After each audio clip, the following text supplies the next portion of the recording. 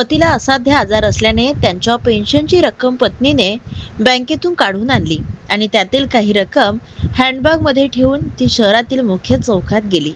काहींचे उधारींचे पैसे दिले तर चौकातील जनरल स्टोअर्स मधून काही साहित्यांची खरेदी केली.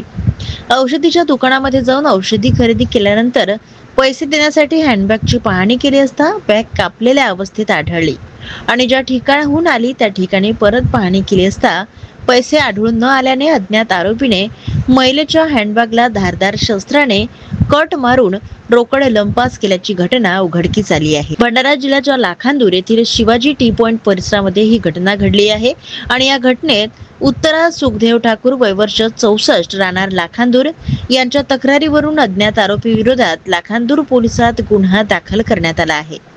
महिलेचे पती हे इरिगेशन विभागामध्ये नोकरीवर होते. 2015 मध्ये ते नोकरीतून सेवानिवृत्त झाले. पती व पत्नीचे लाखांदूर येथील स्टेट बँक ऑफ इंडिया मध्ये जॉईंट खाते असून या खात्यात त्यांची पेन्शन मिळते.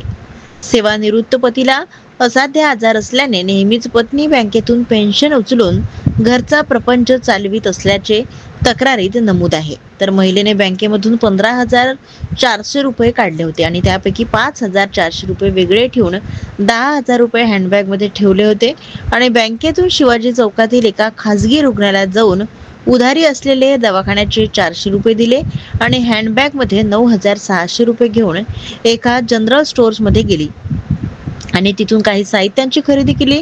नंतर एका औषधीच्या दुकानामध्ये जाऊन औषधी खरेदी केली आणि औषधी दुकानदाराला पैसे देण्यासाठी हँडबॅग पाहिली असता हँडबॅग कापलेल्या अवस्थेमध्ये आढळून आली.